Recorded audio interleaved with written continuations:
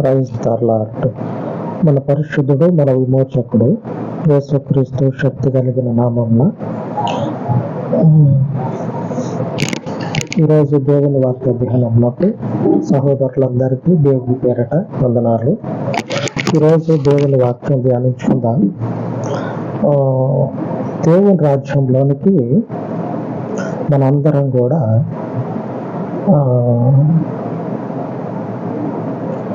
ఊర్లలో వడ్లని పొలంలో బస్తాలకు నింపి ఇంటికి తీసుకొచ్చి తర్వాత లాగి ఆ బస్తాలను లాగి ఎత్తుతూ ఉంటారు. లాగటం ఎత్తటం అట్లా చేస్తారు. అట్లాగే మనం అందరం కూడా దేవుని సన్నిధికి చేర్చబడతా ఉన్నాం. అట్లాగే ఒక్కొక్కరిని గుంజటం, ఒక్కొక్కరిని లాగటం, దేవుని సన్నిధికి పంపించటం, ఒక్కొక్కరిని లాగటం, దేవుని ఇంటికి పంపించటం, అట్లాగా జరుగుతూ ఉంది. లేఖనాల్లో ఏమున్నదంటే, పరిశుద్ధ లేఖనాల్లో అసలు ఇట్లాగా లాగటం, అందులో పంపించటం ఇదేమన్నా పిచ్చ లేకపోతే ఎర్రితనవా? కనపడని దేవుని గురించి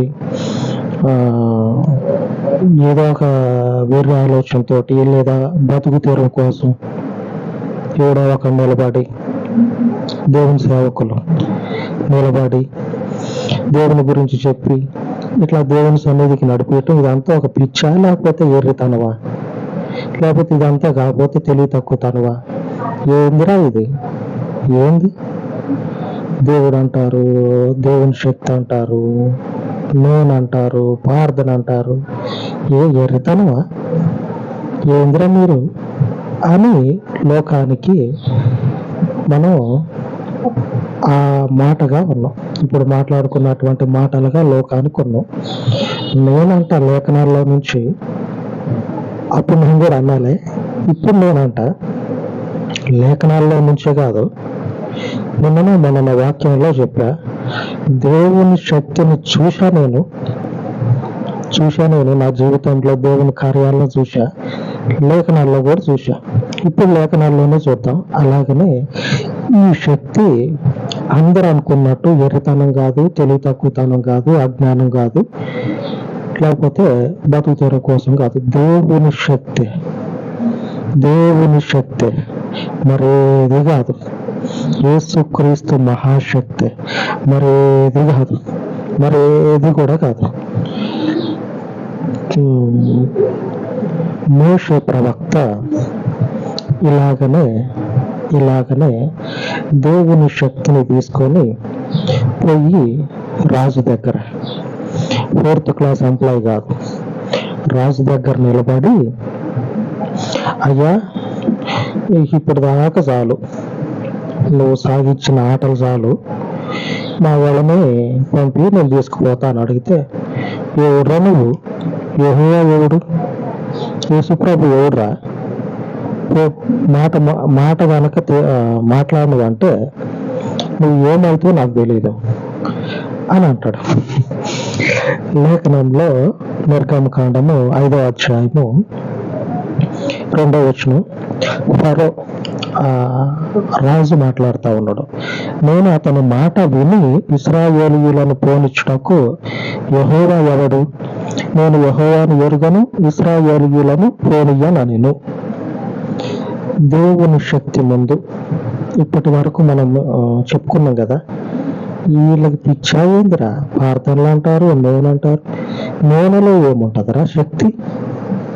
నూనె కదా అది. ఆ నూనెలో ఏముంటది? తెలివి తక్కువతనవా? దేవుని శక్తి ఉంటుందని నేనంట, తెలిసిన మీరంటారు. తెలియక ముందు మనం కూడా వాళ్ళు మాట్లాడినట్టే మాట్లాడను, తెలుసుకున్న తర్వాత దేవుని శక్తి అని అంటాము. ఈ దేవుని శక్తి చేత మోషే ప్రవక్త రాజు ముందు నిలబడి మాట్లాడుతూ ఉంటాడు. అయ్యా పోనీ, ఎందుకంటే దేవుడు పంపించిండు నన్ను. అక్కడ రోజుకు ఒక ఏటను కోసుకొని తినవచ్చు, గొర్రెలు కాసుకుంటా నేను మస్తు ఉన్నాయి, నాకు చాలా ఉన్నాయి. గొర్రెలు రోజుకు ఒక ఏటను కోసుకొని తినొచ్చు. అంతుంది. తిండి కోసం కాదు కానీ వీళ్ళని పంపి ఆయన దాకా పోయింది అనుకో, పంపించిన ఆయన దాకా పోయింది అనుకో, ఈ మాట నువ్వు అన్న మాట, ఆయన మెడలో నొక్కించుకోవటానికి మెడలు లేకుండా చేస్తాడు నీకు అని చెప్తాడు. రాజుగారికి సాయంత్రం అయితే మెడలు ఎత్తుతారు కదా పనోళ్ళు, ఆ మెడలు ఎత్తించుకోవటానికి మెడలు ఉండవు నీకు, ఎందుకు చేస్తావు ఇంత పని, ఎందుకు చేసుకుంటావు, పంపించానంటే నేను పంపనంటే పంపను. దేవుని శక్తి తెలియదు కదా, నేను పంపనంటే పంపను అంటాడు. ఇప్పుడు కూడా ఈ రకమైనటువంటి తిరుగుబాటు అంతటా ఉంది, అంతటా. అయితే ఈ మాట చెప్పిన కొద్ది రోజులకి ఏం జరిగిందంటే, అక్కడనే ప్రవక్త ఎక్కడైతే కాలు మోపిండో, ఏ రాజుతోటి మాట్లాడిండో ఆ రాజు సన్నిధిలోనే, ఆ రాజు కూర్చునేటువంటి ఆ స్థలంలోనే ఒకనొక మాట ఆడున్నటువంటి పండితులు, పేరు తెచ్చుకున్నటువంటి మహానుభావులు ఏమని మాట్లాడుతూ ఉన్నారంటే, యేసుక్రీస్తు ఏమో అనుకున్నాం కానీ దేవుడే అని మాట్లాడుతూ ఉన్నారు. 6వ అధ్యాయం కాదు, నిర్గమకాండము 8వ అధ్యాయము 19వ వచనం. నిర్గమకాండము 8వ అధ్యాయము 19వ వచనంలో ఈ ఫరో దగ్గర మోషే ఏ మాట అయితే మాట్లాడిండో, తిరిగి ప్రత్యేకంగా ఫరో ఏమైతే చెప్పిండో, ఆ ప్రదేశంలో ఉన్నటువంటి పండితులు, విద్వాంసులు, జ్యోతిష్కులు, మంత్రగాళ్ళు వీళ్ళందరూ కూడా వచ్చి నిలబడతారు. ఈ విచిత్రాలు చమత్కారాలు చేస్తా ఉన్నాడో ఈ దేవుడో, మీరు రాండి అని చెప్పారని ఈ రాజు ఏం చేస్తాడంటే, ఆ దేశంలో ఆయన చేతి కింద ఉన్నటువంటి ఈ ఉంటారు కదా, ఏదంటే అపవిత్రాత్మలను నమ్ముకొని వాటితో పాటు తిరిగేటువంటి వాళ్ళని పిలిపిస్తే ఆ ఫరో ఏ మాట అయితే చెప్పిండో ఆ మాటని వీళ్ళు ఏం చేస్తారంటే ఫరోతో చెప్తారు, నోరు తెరిచి నీ మాట నీవే నోట్లో పెట్టుకోరా నాయన, పెట్టుకో నువ్వు, ఎందుకంటే వచ్చినటువంటి మనుష్యుడు సాధారణమైన మనుష్యుడు కాదు, యేసుక్రీస్తు శక్తి, మనము యేసుక్రీస్తు శక్తి. ఆమేన్. ఈ మాట నమ్మేటువంటి వాళ్ళు ఎవరైనా ఉంటే నమ్మిక ఉంచి ఉంటే అందరు కలిసి పైన రేకులు కానీ స్లాబ్ కానీ ఉంటే ఎగిరిపోయేటట్టు ఆమేన్ అని చెప్పాలా. ఆమేన్. ఎందుకంటే ఆ మంత్రాలు చేసేటువంటి వాళ్ళు జుట్టు బిక్కుంటా ఉన్నారు. నేను ఏటు వచ్చినా సరే, ఏ మార్గంలో వచ్చినా సరే, ఎట్లా తిరిగి నేను మంత్రం చేసినా సరే ఆ వచ్చినోడి శక్తి నిలబడుతుంది, కానీ వీళ్ళు ప్రయోగించే మంత్రాలు నిలబడట్లేదు. వాళ్ళు ఏమన్నారంటే 19వ వచనంలో శకునగాండ్రు మాట్లాడుతూ ఉన్నారు. శకునగాండ్రు ఇది దైవ శక్తి అని ఫరోతో చెప్పిరి. అయితే యెహోవా చెప్పినట్టు ఫరో హృదయము కఠినమాయెను, అతడు వారి మాట వినకపోవెను. దైవ శక్తి అనేటువంటి మాట దగ్గర ఒక సంఖ్య రాసి ఉన్నది, 2 అని. ఆ 2 అనేటువంటి మాటకి అర్థం, ఆ దైవ శక్తి అనేటువంటి మాట దగ్గర ఉన్న 2 నంబర్కి అర్థం ఏమొస్తుందంటే, అదే పేజీలో ఈ వాక్యము కింద ఉంటది. ఏమని ఉన్నదంటే దేవుని వేలు. దైవ శక్తి అంటే దేవుని వేలు అని అర్థం. అంటే అర్థం మనం ఏం అర్థం చేసుకోవాలంటే, అక్కడ ఈ పాస్టర్ గారు చేస్తున్నటువంటి పనులన్నీ కూడా దైవ శక్తి చేత జరిగిస్తా ఉన్నాడు అని మనం అర్థం చేసుకోవాలా. అంటే ఇంకా అర్థం కావాలంటే మీకు ఆడ జరిగేదంతా కూడా దేవుని చేతితోటి దేవుని కార్యాలు జరుగుతూ ఉన్నాయి. మన జీవితాల్లో కూడా ఇప్పుడు జరుగుతున్నటువంటి గొప్ప గొప్ప కార్యాలన్నీ కూడా నూనెలో దేవుని శక్తి ఉంది. ఇది యేసు ప్రభు శక్తి. ఆమె దేవుని శక్తి ఇది. కనుకనే గొప్ప కార్యాలు జరుగుతున్నాయి. ఇది దేవుని చేత జరుగుతా ఉన్నటువంటి కార్యం. అయ్యా, నువ్వు అన్న మాట తప్పు. ఇది ఈయన వచ్చిండు కదా, చేస్తా ఉన్నాడు కదా, ఏదో మాట చెప్పి మా వాళ్ళని పంపి అని. ఈయన తనంతటి తను రాలా. దేవుని శక్తి, దేవుని వేలు అంటే అర్థం ఏంటంటే దేవుని చేత ఈ కార్యాలన్నీ కూడా జరుగుతూ ఉన్నాయి. మేము చేయాల్సినటువంటి పనులన్నీ చేసినాం. కానీ మాకున్నటువంటి మా బలము, మా మంత్రశక్తి ఆ దేవుని శక్తిని నిలుపుదల చేయలేకపోతా ఉంది. ఎలా నిలబడుతుంది? మంత్రమే, దేవుడు దేవుడే. మంత్రం దేవుని ముందు నిలబడుతుందా? నిలబడదు. దేవుని శక్తి మంత్రాన్ని ఏం చేస్తుందంటే ఏ పార్ట్కి ఆ పార్ట్ తీసి బూడిదకి మార్చి భూమిలో కూడా కనపడకుండా చేస్తుంది. అలాంటి దేవుడు యేసు ప్రభు. అర్థమైందా? దేవుని శక్తి ఏం చేస్తుందంటే యేసు ప్రభు శక్తి మంత్రాన్ని బూడిదకి మార్చి ఆ బూడిద ఏం చేయాలా? భూమిలో పెట్టాలిగా. ఈ యేసు ప్రభు ఎట్లాంటి అంటే ఆ బూడిదను కూడా భూమిలో పెట్టినా సరే కనపడకుండా చేసేటువంటి మహాదేవుడు ఇలా. ఆ మహాదేవుని మనం అనుసరిస్తా ఉన్నాం. ఆమె దేవునికి స్తుతి కలుగును కాక. ఈరోజు మన వాక్య ధ్యానము మన దేవుడు సెలవిస్తా ఉన్నాడు.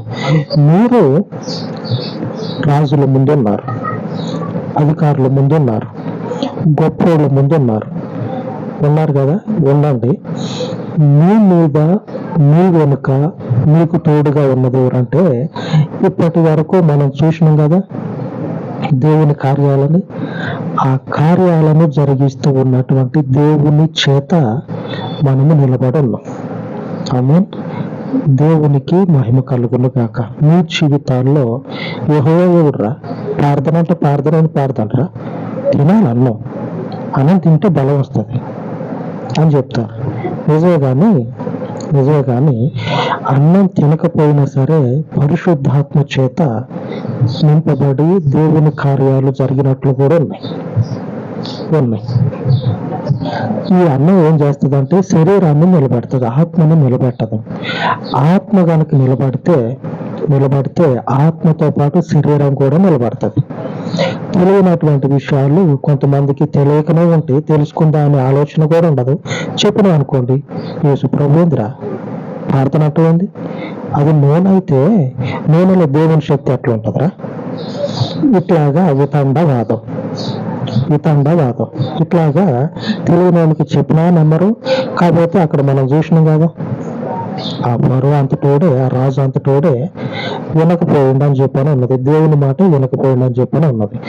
వీళ్ళు రాజులు కాదుగా మన ముందు ఉండేవాళ్ళు. వీళ్ళు ఏమంటారు? ఇంకా దేవుడు వాళ్ళకి ఎప్పుడు హృదయాన్ని తెరుస్తాడో అప్పుడే వింటారు. ఆ సమయం అనేది రావాలి. సమయం వచ్చినప్పుడు జరుగుతుంది. అయితే ఈ రోజున మన వాక్య ధ్యానం ఏమిటంటే ధైర్యంగా ఉండండి. క్రీస్తు అనేటువంటి మనుష్యుడు నిజముగానే దేవుని శక్తి, దేవుని జ్ఞానం.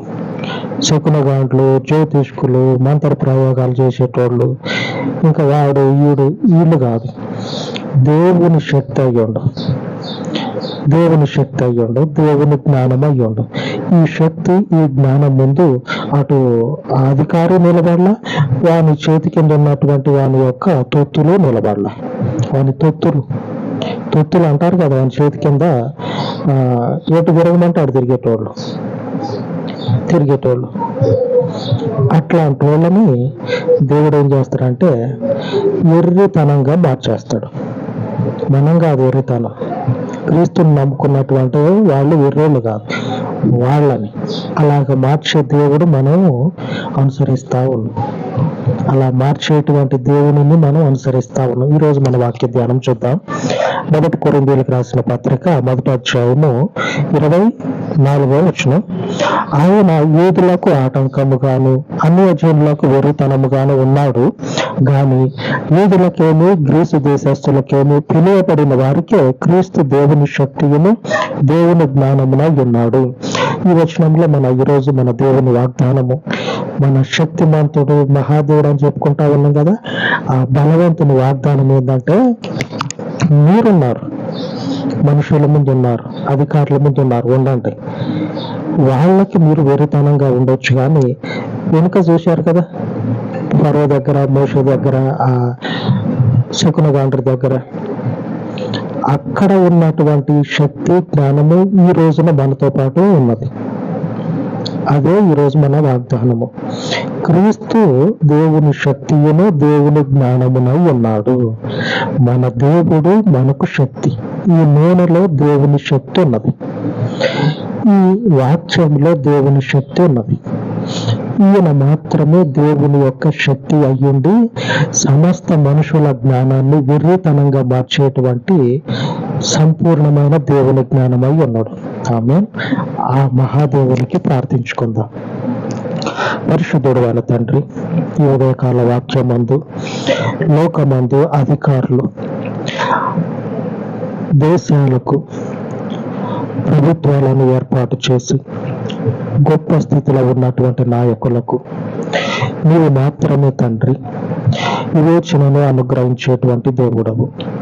అంతటి వివేచనను లోకాధికారులకు అనుగ్రహించి వారి హృదయాలను మార్చమని, కఠినమైనటువంటి మనసులను మార్చమని, అలాగే నీ యందు విశ్వాసం ఉంచి ధైర్యముగా నిన్ను అనుసరించుచూ ఉన్నటువంటి మమ్మను దర్శించి నీ పరిశుద్ధ శక్తి చేత, అనగా నీ పరలోకపు కుడి చేత గొప్ప కార్యాలను మా జీవితాలలో జరిగించండి. మేము వాక్యమును ధ్యానము చేస్తూ ఉండగా నీ పరలోకపు శక్తి మా జీవితాలలో గొప్ప కార్యాలను జరిగించి మమ్మల్ని అనుసరించేటువంటి ప్రతి లోకపు బలము యేసుక్రీస్తు నామమున కొట్టివేయబడును గాక. నీ పరలోకపు ఆత్మ చేత ముద్రించి నీ కృపలో స్థిరపరచమని యేసుక్రీస్తు నామమున వేడుకొనుచున్నాను తండ్రి. ఆమేన్, ఆమేన్. మన దేవుని కృప నిత్యము మనకు తోడయ్యుండును గాక. ఆమేన్, ఆమేన్.